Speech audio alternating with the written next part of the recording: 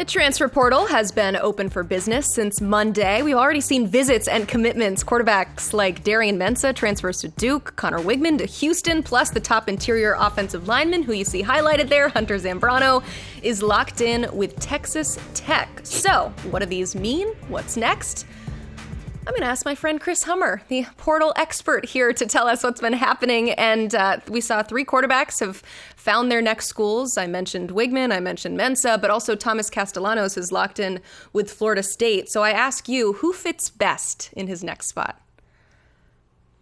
I know, I'm sure Florida State fans are upset by the way things have kind of played out with their just quarterback situation in general. Obviously, losing a 5-star passer as a freshman is not an easy blow to kind of deal with as a fan, but I actually think Florida State picked a quarterback that fits the system and the team perfectly. Thomas Castellanos is somebody that's intimately familiar with new offensive coordinator Gus Malzahn. Gus Malzahn helped recruit him to UCF initially. Thomas Castellanos is somebody that I know a lot of people on the Power 4 level viewed as a potential Power 4 running back if he wanted to go that direction. Instead, he's one of the most dynamic dual threat quarterbacks in the country. And that fits perfectly for what Gus Malzahn likes to do as an offensive coordinator and a play caller. He has had success in his career with mobile passers, and Thomas Castellanos is about as mobile as it gets in college football. And yeah, the Florida State offense is going to have to look a little different in 2024, but when you talk about just scheme fit and you talk about a person who fits the play caller perfectly, I don't think you can get a better match than Thomas Castellanos and Gus Malzahn. It's exactly what Florida State needed for the play caller they hired. I also think we just showed video of him eating W's, which Florida State fans are used to seeing from their quarterback. So I don't know, maybe some Jameis Winston vibes there. Definitely a good fit there, though, which was the question. You said you like Castellanos at Florida State, but you also said that Darian Mensah at Duke is the biggest portal move so far. Why do you say that? Well, I think it's 2 things. One, Darian Mensah is very expensive. I don't know if the numbers are going to fully come out, but Duke went all in on Darian Mensah, which is very interesting when you think about the context of who Darian Mensah is essentially replacing, which is Malik Murphy. Duke won 9 games this year in Manny Diaz's first season. Malik Murphy was a big part of that. And it was honestly really surprising. Really the only surprise move of the portal so far this cycle was Malik Murphy going in. And based on the way that happened and Mensah so quickly committing to Duke, you can kind of connect the dots there and think that maybe had a little more with Duke moving on than Murphy moving on. And that's a shock. And it's also going to send shockwaves for the rest of the cycle. Malik Murphy's now an attractive option for a team like Auburn, which he just finished a visit for. And if you're Duke and you went all in on Tulane quarterback Darian Mensah, it better work. You know what I mean? He was really good for Tulane this year. He was awesome as a redshirt freshman. Scouting and personnel courses across the country really like what Darian Mensah brings to the table. I think he's probably fits a little bit better what Duke wants to do at quarterback, but he better be really good to justify moving on from a guy like Malik Murphy. So I think that's what makes it the most compelling move of the cycle. Yeah, 100%. And could be biggest financially, too, as you laid out as well.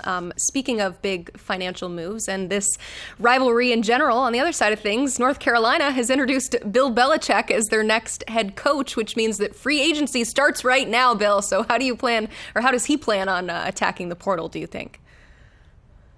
It'll be interesting. We've never really seen a person like Bill Belichick step into college football. I guess Deion Sanders might be the closest, comparison just because of the celebrity status that both carry in a way, but Bill Belichick is somebody that famously with the Patriots looked for bargains in free agency, cut players when he thought they were over the hill, and drafted very shrewdly. And college football is a very interesting game. There's been reports that he has $20 million in NIL to work with. If that's the case, that's a top 5 salary cap essentially in college football. So he has plenty of ammunition.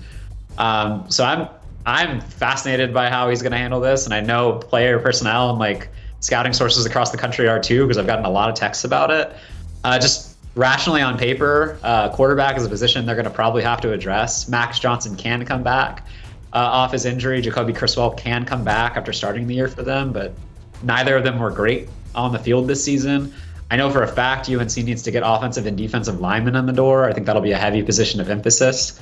And I believe their GM, Michael Lombardi, has said as much on a radio show recently. So it'll be very interesting to see how they handle that. I think they're going to have to sign a lot of players in the portal.